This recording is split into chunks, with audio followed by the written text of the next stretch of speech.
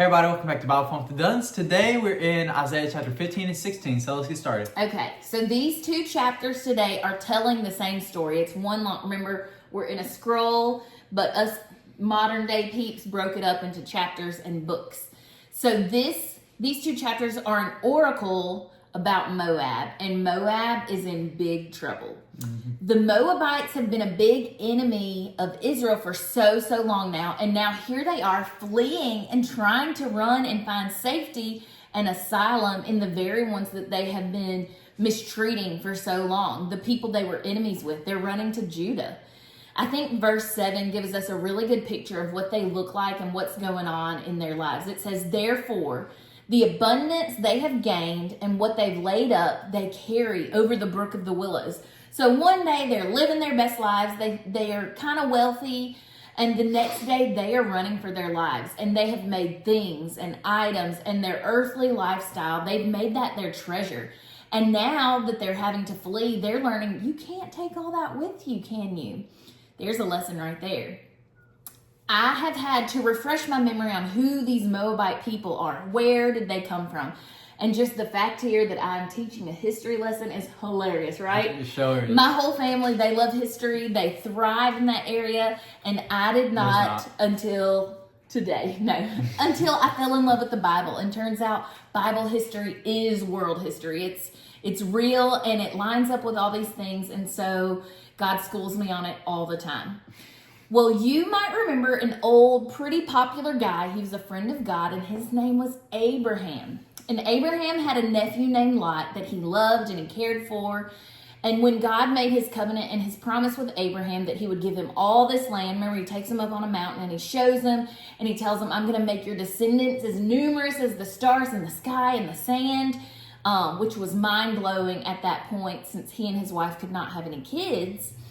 God really did it. And the wealth of Abraham and his descendants, his family, even Lot, it grew and grew because of God's favor and his blessings on Abraham's family. And so what riches and blessings and favor for these people in Bible times looks like is livestock, animals, all these things that take up a lot of land, they consume a lot of land, and it got to the point where they could not share the same area. They could not live together any longer. And so they were too big for that. And Abraham takes Lot and he takes him up on the mountain, kind of like God did, and he shows him all the land that God has promised him.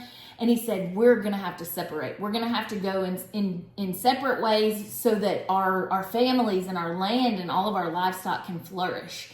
And so Abraham, the gentleman that he is, he lets Lot pick his land first. Well, Lot, kind of the brat he is, I don't know, maybe not. He picked the best of the best land, the best looking land, and it was the land of Sodom and Gomorrah. Does that name ring a bell? Yep.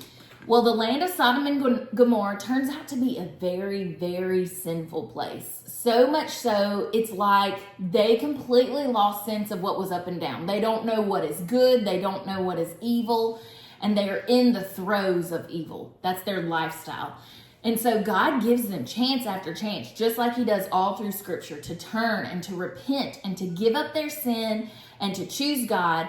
But there was not one person, and that's scriptural, there was not one person in that land that chose God, that followed after God. No righteous man. Remember, they went from like, can I find 100? Can I find 50? Can I find 10? Well, by the way, can I just find one? And there was not one. Well, the Bible tells us in Ezekiel 16:49 that because of their pride and all the sin that comes from that, Sodom and Gomorrah was destroyed.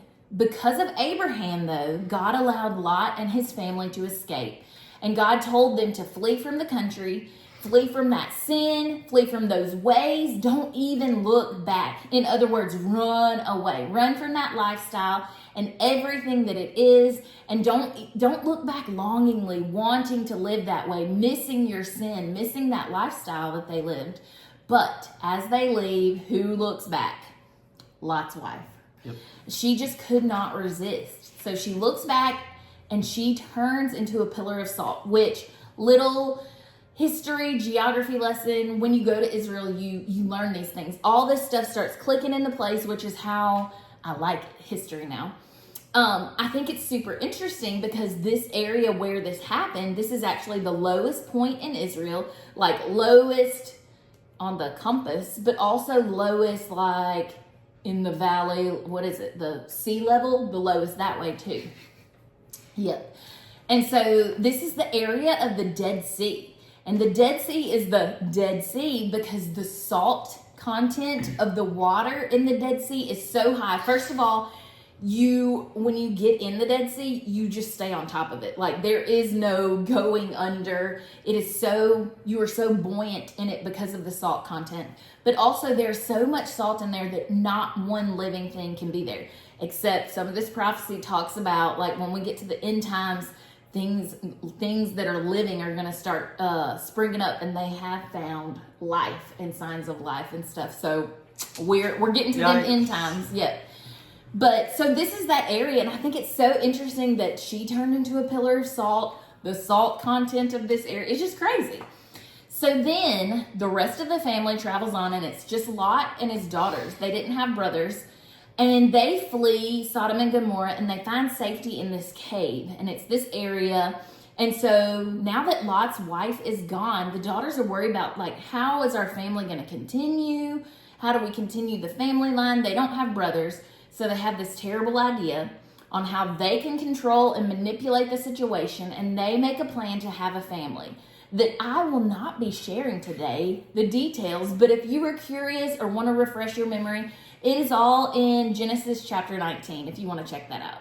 So they hatch out this plan, and the first child to be born of this family, they name him Moab, which means of the father, if that tells you anything about the story. So, Moab is the place where all of these new descendants of Lot live. And so these are the people that they're getting this oracle of destruction today. Like they're being wiped out. I think it's also so interesting looking back on this people group that they are literally, quit being 15. They are literally family to the Israelites, the people they have been enemies of for years after years. They were family. Like, what in the world? And so they get so sin sick and they get so stuck in their ways and their lifestyle that wraps around sin. It becomes such a stark contrast to Abraham's descendants that they become enemies to their very own blood relatives. And I don't think it's an accident that Lot's wife and their family, the descendants after, Moab, all his people after, they struggled with loving their sin and that sinful way of life so much.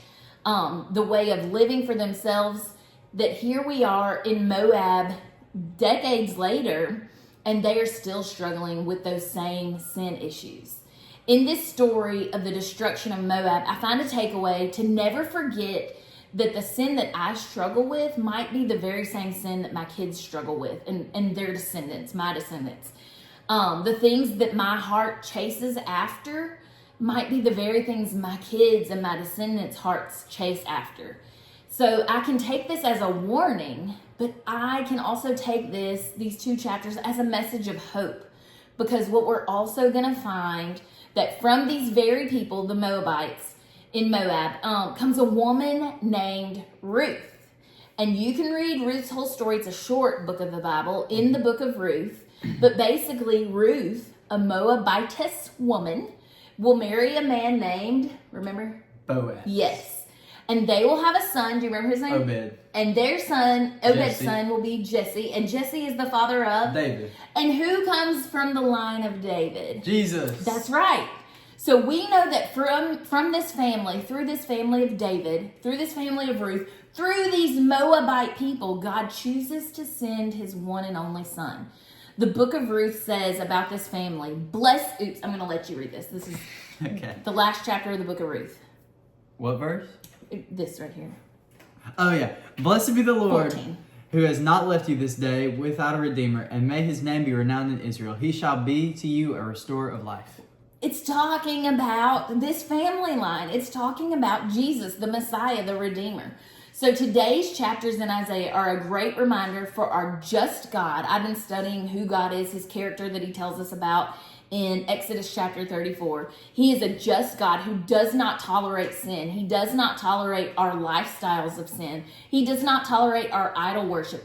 He will discipline us, and even worse, he allows us to have free will. He gives us over to our sin if that's what we choose. He will let us have at these lives of sin that we think we want. And sometimes that comes at the risk, at the consequence of our future generations and our own families. But these 2 chapters today are also a great reminder of other aspects of God's character. He's compassionate. He's long-suffering. He's so patient with us. He's merciful and he's gracious. He never leaves us without hope. And even better than that, he is our Redeemer. He can break any chains of sin. He can break even our longing for sin and that sin lifestyle. And he can break generational sin. He can redeem all of it. All right, friends, thank you for joining us today. Look at how I just got to find the silver lining of these 2 chapters are really a terrible message today. Yeah. But we are not without hope since we have God. So join us tomorrow in chapters 17 and 18. Mm-hmm. Yes. Bye, friends. Bye.